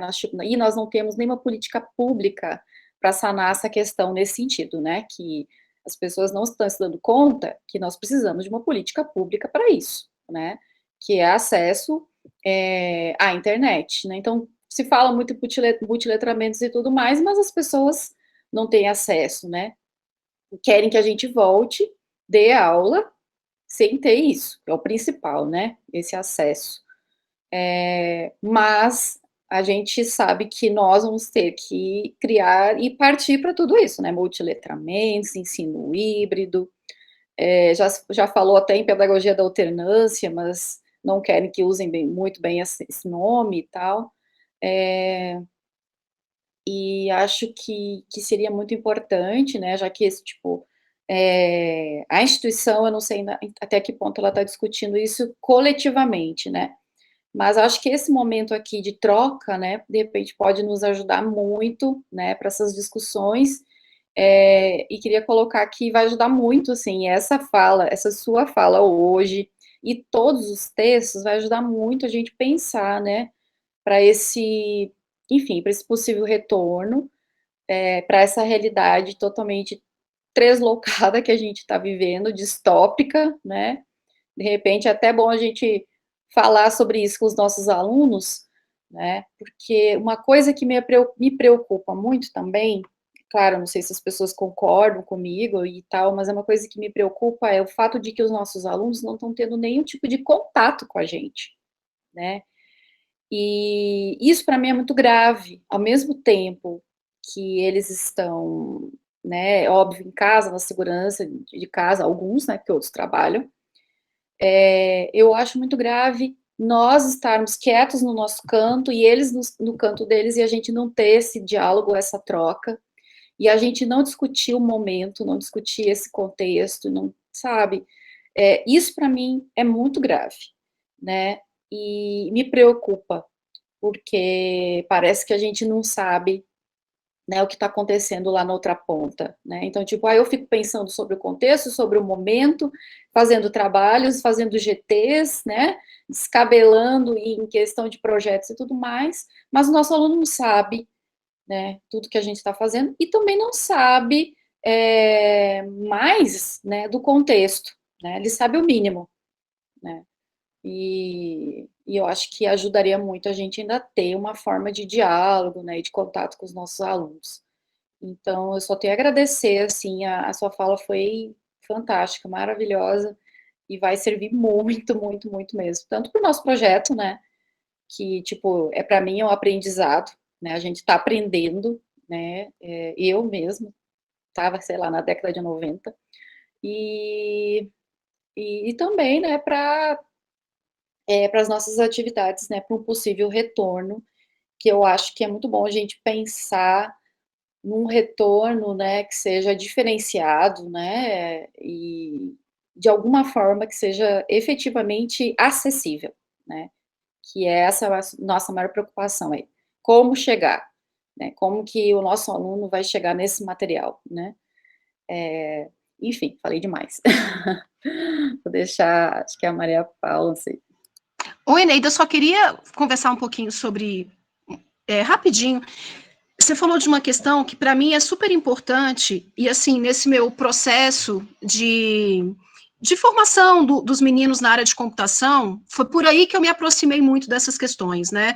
Porque eu tive que me apropriar, quando você entra numa licenciatura que não é a sua licenciatura de base, você tem que se apropriar de outras áreas, né?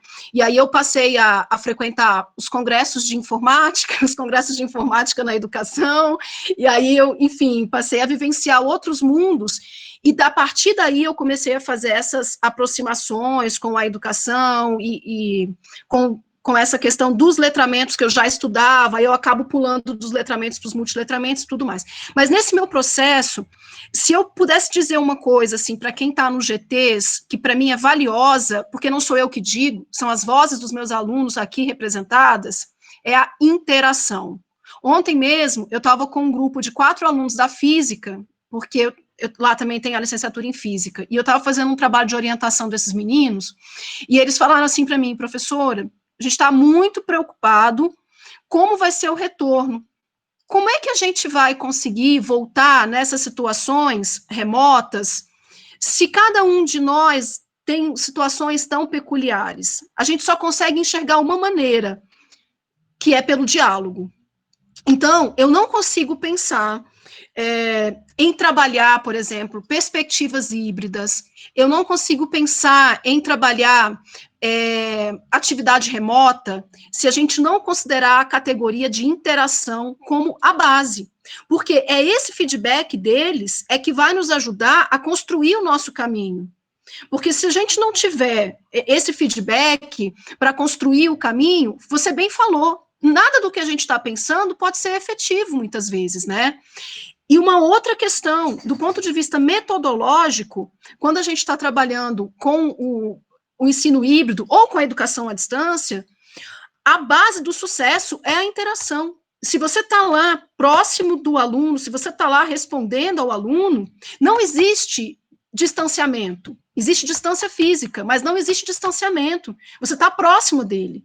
Então, a base é essa interação, essa colaboração, esse diálogo aberto, que são elementos importantíssimos para o sucesso. Então, por que os meninos lá em Taguatinga continuaram, né, fazendo o projeto? Porque toda vez que a gente tinha um problema, eles chegavam, toda vez que eles tinham um problema no projeto, eles chegavam na segunda-feira para mim e diziam, não aconteceu por isso, isso, isso e isso, vamos refazer a trajetória.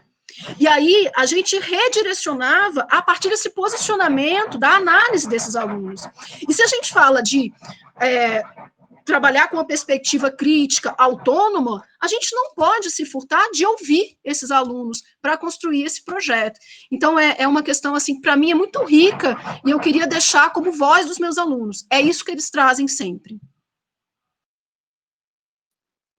É ótimo, obrigada. Vai servir de dica, assim. Acho que a gente está pensando nisso, e, inclusive nessa questão da prática colaborativa, né, que você coloca aqui, né, pensar a prática, inclusive a partir dos problemas locais, né, a gente até já montou alguma coisa nesse sentido, mas não sei até que ponto vai ser, como é que eu vou dizer, abraçado, né, pelo grupo, que eu acho que seria muito importante, porque a gente só fala, né, em multidisciplinaridade, transdisciplinaridade, interdisciplinaridade, mas a gente não consegue fazer na prática, né, ou não quer, ou não, enfim, tem muitas barreiras, mas tomara que a gente consiga, assim, fazer isso agora, porque me parece que nós fomos jogados, né, nesse contexto, de alguma forma, né.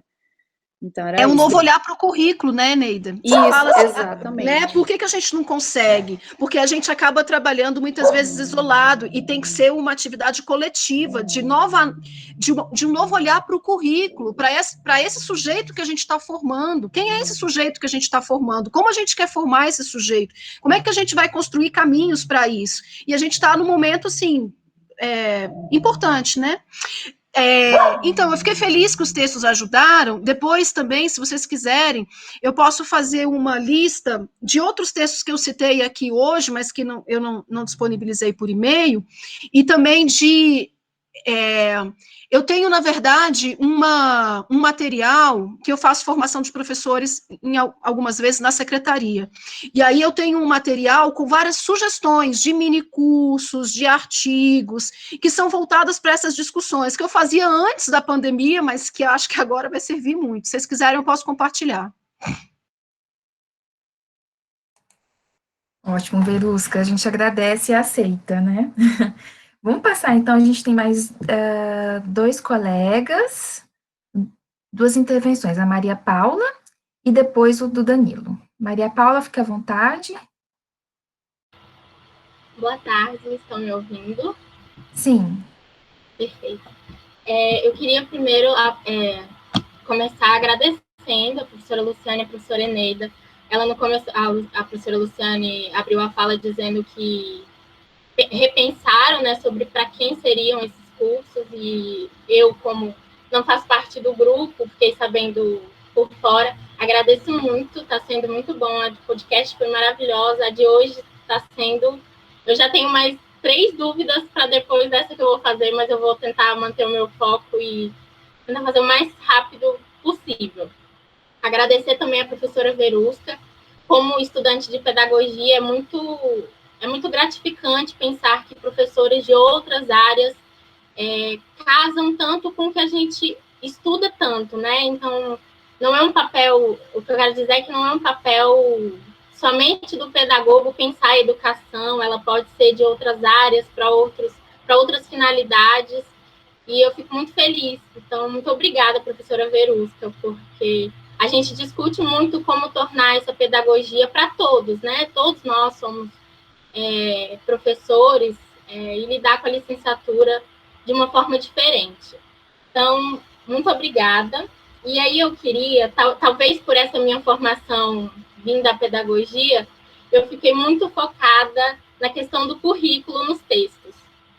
E o texto da Roxane, né? Não sei se é assim se pronuncia, ela falou muito sobre o web currículo. E aí, justamente pensando nas possibilidades do futuro já, né?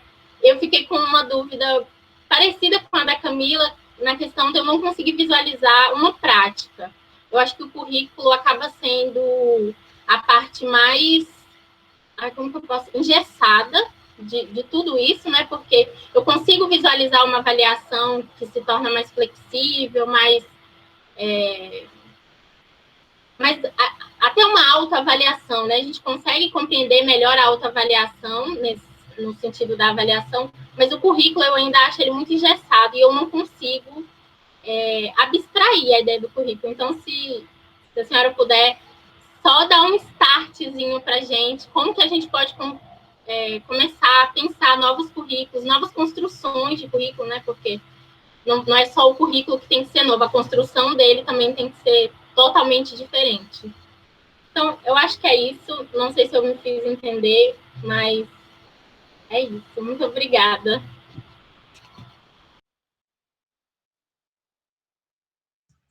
Maria Paula, obrigada pela sua participação. Então, eu vou começar dizendo para você que esse web currículo que a Roxane coloca, para mim é algo, assim, distante, sabe? Assim, há muito tempo eu estou em sala de aula, né, quase 30 anos de sala de aula, então eu ainda enxergo o web currículo como algo muito distante. Eu acho que é um processo, né, é gradual, a gente vai tijolinho por tijolinho, até chegar a algo que seja, assim, tão de tamanha ruptura, né? Acho que a gente ainda demora para chegar lá. Mas eu vou fazer uma reflexão com você no seguinte sentido. Para a gente repensar o currículo, a gente precisa, primeiro, de um trabalho coletivo, de um trabalho colaborativo, e a gente precisa pensar sobre a função social da escola. Qual é a função social da escola? A gente só tem condições de repensar o currículo se a gente parar para conversar sobre isso. Porque senão a gente acaba trabalhando dessa forma que você falou, engessada, fechada, né? Então, por exemplo, pensar currículos no Instituto Federal de Brasília. O Instituto Federal de Brasília, desde a sua criação, né, desde a criação dos institutos, a gente tem uma série de diretrizes, de referencial teórico relacionado à educação profissional e tecnológica. Então, esses referenciais, eles apontam para um entendimento de sociedade, para um entendimento do que é a função social desses institutos. A partir desse entendimento e a partir do contexto sociocultural, econômico, político em que nós estamos inseridos, como a gente quer formar essas pessoas? Ou melhor, voltando um pouquinho, que pessoas a gente quer formar? Então, para pensar o currículo, eu acho que a gente precisa ir lá na função social das instituições, na função social da escola. No nosso caso, a EPT tem todo um arcabouço teórico subjacente que aponta que tipo de educação a gente tem que fazer. E esse currículo, ele deveria ser condizente com isso. E se ele dialogasse com isso, mas eu não estou falando só do currículo escrito, né? Eu estou falando do currículo escrito, do currículo vivido, do currículo que o professor vivencia, que o aluno vivencia, né? Porque quando a gente fala de currículo, a gente fala de muitas dimensões. Então, quando a gente fala de educação profissional, por exemplo, a gente fala de educação, de formação integral. A gente fala de formar todas as dimensões do sujeito. Por isso eu acho tão importante aquela reflexão de que a gente precisa formar o sujeito também considerando os vários tipos de conteúdo. Se a gente quer uma formação integral, a gente tem que considerar os vários tipos de conteúdo. Então, formação integral, formação omnilateral, formação com foco na concepção de trabalho, no sentido ontológico que nos constitui. Então, se a gente estiver discutindo o currículo dentro dos institutos federais, a gente não pode se furtar de se voltar para toda a construção que existe dentro da educação profissional e tecnológica, e dialogar isso com o que a gente tem hoje, com o contexto social de hoje, e a partir disso entender quem é o sujeito ou a sujeita que eu quero formar para atender a essas funções que já estão de alguma forma apontadas, né? E como eu vou fazer para dar conta disso? Então, por isso que quando você fala, nossa, o currículo é aquilo que é mais, talvez, desafiador para a gente, porque como a professora Eneida colocou agora, a gente pode até fazer algumas práticas assim, mas a gente não consegue mudar a estrutura, porque a mudança na estrutura requer uma revisão, uma ressignificação desse currículo. Talvez, nesse momento de caos, esse momento de pandemia, a gente consiga emergir com uma possibilidade de discussão paradigmática disso. Sinceramente, eu tenho muita esperança em relação a isso. E olha que eu sou pessimista, mas eu tenho esperança em relação a isso.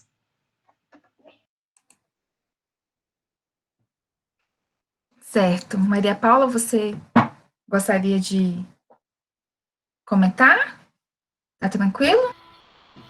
Só para fazer um breve comentário, agradecer, realmente, e eu teve o processo do PIBIC, né, de submeter projeto, e o meu projeto é justamente sobre o currículo dos cursos ProEja, e justamente com foco nesse estudante trabalhador, né, então, que aí, já dando a minha deixa, que eu acredito, é justamente pensar nesse estudante trabalhador, porque é a partir dele que a gente constrói, né, todo o resto. Então, muito obrigada, foi de grande valia para mim. E é isso, até me emocionei, me arrepiei. Eu acho que são momentos de mudança, eu também acredito e espero e quero construir melhorias, né? Então, muito obrigada. Maria Paula, você conhece aquela obra do Miguel Arroyo, em que ele discute os trabalhadores na educação? Sim, eu já tive contato, sim. Quando você falou, eu me lembrei na hora dessa obra. Muito obrigada. Excelente. O Danilo fez uma pergunta, queria perguntar se você não quer falar, Danilo. Gostaria de falar? É um pouquinho longo sua pergunta aqui, no caso. Tá bom, então vou ler. Ele diz assim, é muito interessante a perspectiva de verticalização investida do aprendizado pelo aluno, na qual eles são trazidos a pensar sobre o que vão fazer, refletir.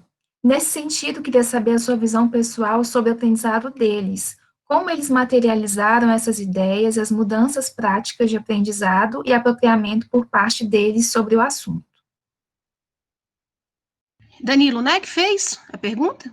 Tá, obrigada, Danilo. Então, super legal você ter feito essa pergunta, porque vai me permitir colocar uma questão que eu ainda não tinha.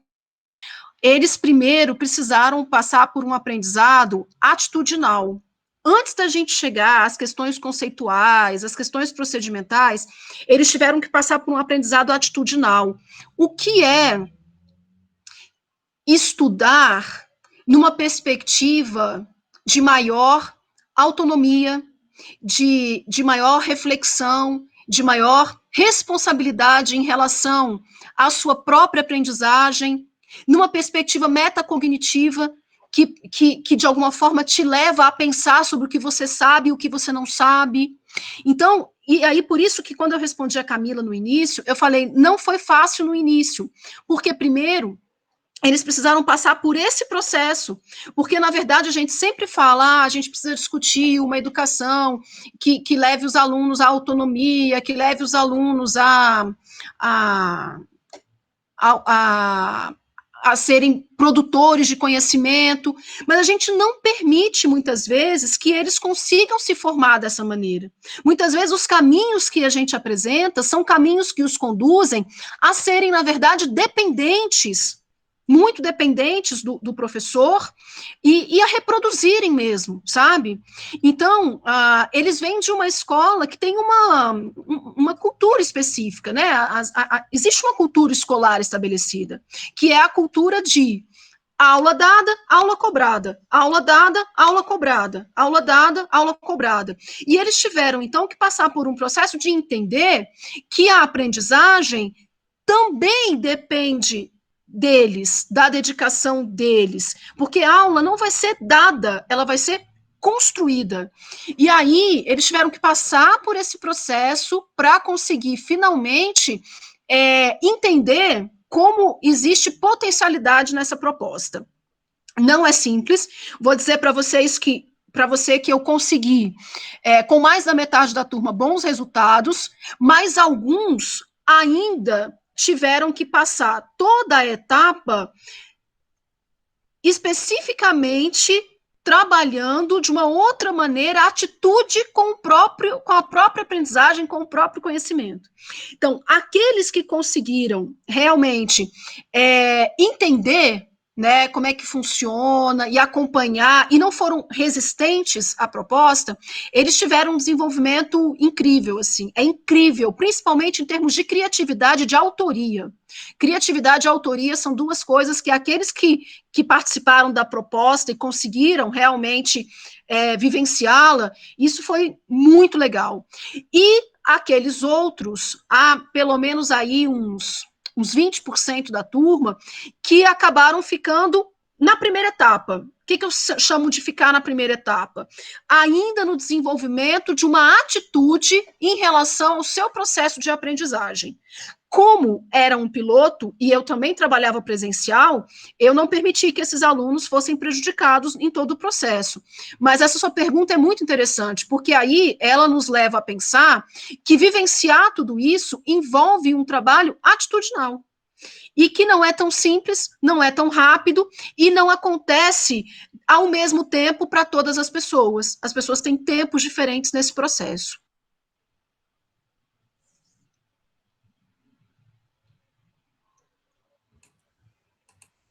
Era isso, Danilo. Pronto, o Danilo escreveu aqui. Uma perspectiva científica metodológica, responsabilidade sobre aquilo que se vai fazer. E, nesse sentido, eles são os produtores de conhecimento a partir daquilo que foi pesquisado.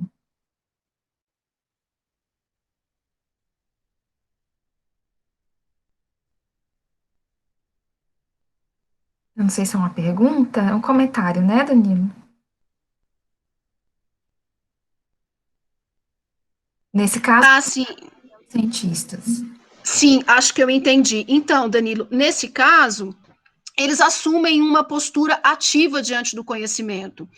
Eles dialogam com esse conhecimento, eles interagem com esse conhecimento, e a partir disso, eles são capazes de produzir a partir desse conhecimento. Eles não ficam naquela postura de receber sem dialogar, sem pensar sobre, sem construir sobre. E isso, sim, é um dos elementos que faz parte do pesquisador, né?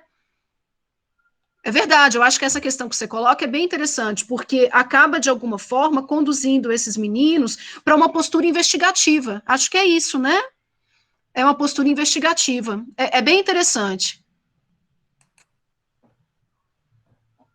É isso mesmo, Danilo. É isso mesmo.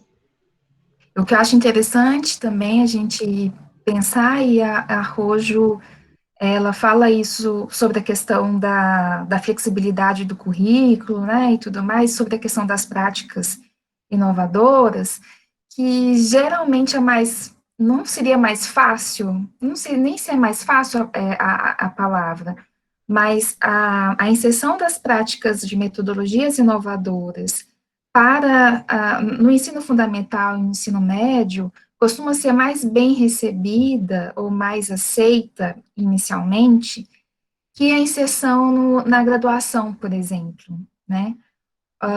A gente tem a impressão que trabalhar com os adultos acabam oferecendo um pouco mais de resistência que os mais jovens, né? Em trabalhar com uma perspectiva, com algumas metodologias mais inovadoras, né? Não sei se se a prática vai confirmar esse tipo de reflexão. E você trouxe aí para a gente também que os alunos tiveram suas dificuldades também específicas, né? Mas a gente ainda está falando num contexto em que, teoricamente, seria mais bem recebido, né? Que trabalhando com um público mais maduro. Eu não sei. Você gostaria de comentar, Verusca? Luciane, é assim, vou falar um pouco da minha experiência com os adultos, né, na educação superior e até mesmo no mestrado. Quanto mais tempo você vivencia essa cultura escolar, mais apegado a ela você fica, né? Então, mais resistência você tem para uma mudança, para uma ruptura. E aí o que eu percebo é que existe muitas vezes uma falta de. As pessoas não confiam que possa dar algum resultado, sabe? E aí elas precisam acreditar, elas precisam ver a coisa acontecendo, elas precisam acreditar, elas precisam ver o desenvolvimento para poder abraçar a proposta. Por isso, nem sempre é simples. Eu já vivenciei algumas situações de alunos que falaram assim para mim, não, por que você não faz do jeito que todo mundo faz? Né? E aí eu respondi, porque eu não quero ter os resultados que todo mundo tem. Então, e aí é um processo de ruptura que você tem que ter, assim, paciência, resistência, empatia, sabe? Para você ir construindo é uma construção sabe? Sempre que eu vou começar, por exemplo, com uma turma de educação superior, hoje eu não tenho mais esse problema, porque lá no campus todo mundo sabe como eu trabalho, mas antes, logo que eu cheguei, eu sempre fazia lá uma conversa inicial explicando e perguntando, e aí, vocês estão dispostos a tentar essa mudança, a gente vai construindo junto, e aí tem turmas que dizem, não, a gente quer mesmo que tenha, e tem outras que falam, vamos devagar, porque às vezes o processo ele precisa ser um pouco desacelerado, depende de cada realidade, depende de cada grupo, né? E aí isso você vai trabalhando muito dentro dos grupos, sabe? Às vezes você pode fazer uma ruptura total, fazer um trabalho assim super diferenciado numa turma e com outra você consegue um pouquinho, mas esse pouquinho já é um avanço para aquele grupo, né? E aí é uma construção coletiva, é sempre uma construção coletiva, mas a resistência tem, né? Ela existe. E também na educação básica ela existe muito.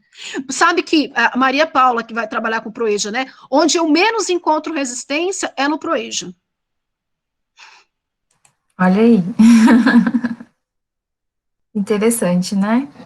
Bem, para a gente finalizar, então tem a pergunta da Maria Dielha, não sei se ela ainda está aqui. Ela quer saber como é o curso de formação de professores, quanto tempo dura, todos os professores têm que fazer esse curso. Se puder dar uma pequena explicação, obrigada. Ela está presente, Maria Dielha? Eu não entendi a pergunta. Você entendeu, Verusca? Então, talvez ela... deixa eu explicar. O curso sobre o qual eu falei aqui, ele foi um curso para o ensino médio. Talvez seja isso. Eu vou esclarecer. Se não for, ela responde aqui no chat para a gente, tá? Então, o curso sobre o qual eu falei aqui foi um curso para o ensino médio, que estava sendo desenvolvido concomitantemente às aulas presenciais. Eu criei um curso junto com os alunos da computação para trabalhar o dever de casa. Foi um trabalho de ressignificação do dever de casa. Então, não foi um curso pensado para professores, né?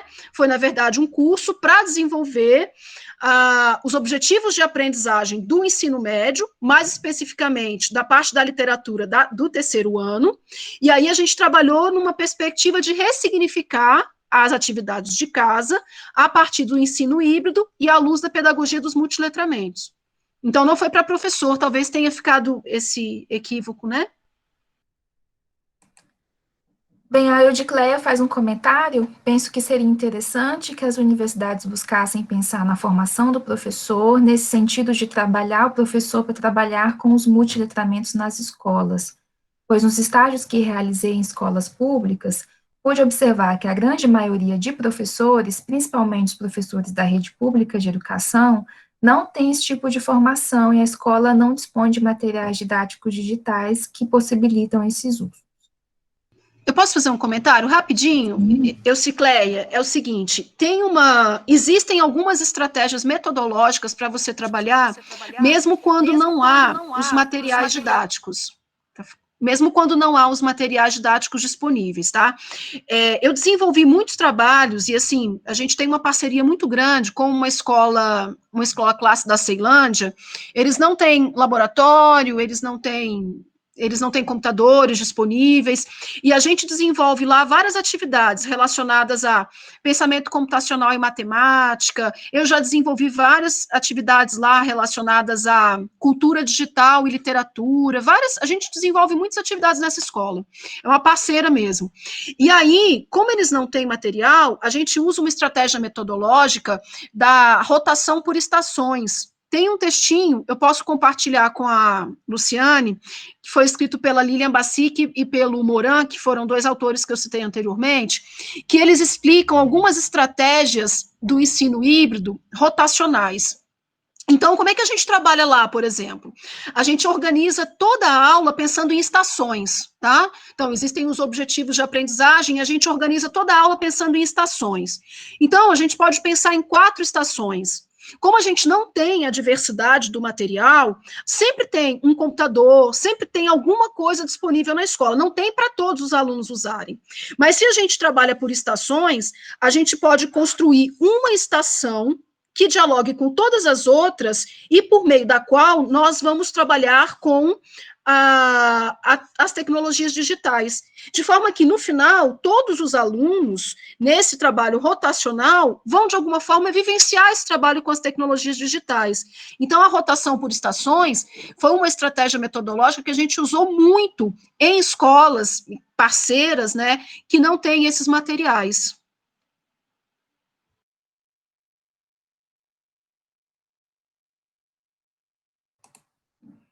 Olha aí que interessante, né? Estratégias que a gente não conhece, né? Que poderiam ser aplicadas. Imagina nesse novo momento, né? Em algum momento nós vamos voltar aos poucos e talvez essa seja uma estratégia interessante. Vamos querer sim os textos. Obrigada, Verusca. Bem, eu quero encerrar minha parte, dizer que foi muito enriquecedor, agradecer a sua participação, Verusca, agradecer por ter aceitado o nosso convite, foi uma tarde incrível, de muito aprendizado, muito importante para nós. E passo, então, a palavra para Eneida ou Juliana, não sei quem vai finalizar o nosso encontro. Um abraço, gente, saudade de todo mundo. Eneida tá por aí ainda? Tá, né? Eu tô e não tô, gente, desculpa, é porque eu tô numa outra reunião também, e aí é justamente sobre esse tema aqui, sobre o possível retorno, aliás, o retorno, né? Vou falar de novo, né? Enfim, eu acho que como a Luciane colocou, tivemos uma tarde, né, muito rica. Aliás, já antes dessa tarde, já está sendo rica, porque a professora nos passou um referencial teórico muito bom, Sim. né, e com certeza vai nos ajudar muito, né, já está nos ajudando, e chegou a hora, né, da gente também não só pensar, mas colocar na prática, né, essa questão dos diálogos com todas as áreas possíveis, né, e se apropriar do que de fato, né, nós somos, né, uma instituição federal de ciência e tecnologia, e que, né, a gente tem que pensar também nas nossas práticas voltadas para isso, né, de alguma forma. Então, assim, eu queria agradecer muito a professora Verusca, fiquei muito feliz, acho que, enfim, a gente está construindo, né, e ampliando aqui o capital cultural dessa galera, que eu falo sempre essa palavra do capital cultural, e as meninas, elas já tiram onda com a minha cara. Mas é porque eu quero, né, que justamente ninguém fique parado, estático, passivo, né, eu quero que as pessoas ampliem cada vez mais seu conhecimento de mundo, né, ou conhecimento enciclopédico, gente, segundo, né, a perspectiva socio-interacionista, e E acho que é isso, né? A gente tem que continuar fazendo o que a professora Verusca falou, que eu acho que é a palavra principal, é o diálogo, né? Vamos continuar conversando, dialogando, né? Que eu acho que vai ser a resposta para várias coisas que a gente está precisando, né? Tanto para o nosso contexto como para as nossas práticas. Então, muito obrigada, professora Verusca. Um prazer imenso tê-la aqui com a gente. E eu queria também só deixar meus agradecimentos. É um prazer conhecê-la, professora. Também não, eu particularmente não a conhecia, só de nome, é claro. Foi um grande prazer ouvi-la. Muitíssimo obrigada. Obrigada por ter aceitado o nosso convite, por passar essa tarde agradável conosco, e também agradecer a todos aqueles que vieram. Eu sei que alguns, inclusive, já foram. Nós tivemos bastante gente, chegamos a ter aproximadamente 44, 45 pessoas em um determinado momento, todos aqui. Então, eu queria agradecer muito aos estudantes e às estudantes que vieram, e também pela participação, pelas perguntas. Isso mostra o empenho deles nesse projeto, que, de fato, aqueles que estão no projeto estão muito empenhados, e todos aqueles que não estão, de alguma maneira, já se mostram aí ligados a esse tema tão importante, em todos os momentos, mas, sobretudo, agora, como nós já enfatizamos. Então, muitíssimo obrigada a todas e todos por essa tarde. Então, eu queria agradecer o convite, agradecer a receptividade das minhas colegas, agradecer também ao público que esteve aqui até esse momento, e dizer que nós somos da mesma rede, né? Assim, estamos bem longe, fisicamente só. Estou lá em Taguatinga e vocês em São Sebastião, mas, assim, eu estou à disposição. Essas questões, eu tenho trabalhado muito com elas por causa da licenciatura em computação, principalmente, né, que me obriga, de alguma forma, a trabalhar nessa perspectiva. E aí, sempre que vocês quiserem dialogar, estou à disposição, posso passar os referenciais. Eu vou colocar meu e-mail aqui no chat, caso eu tiver falado de algum texto e alguém quiser, aí pode entrar em contato que eu compartilho, tá? Obrigada, gente.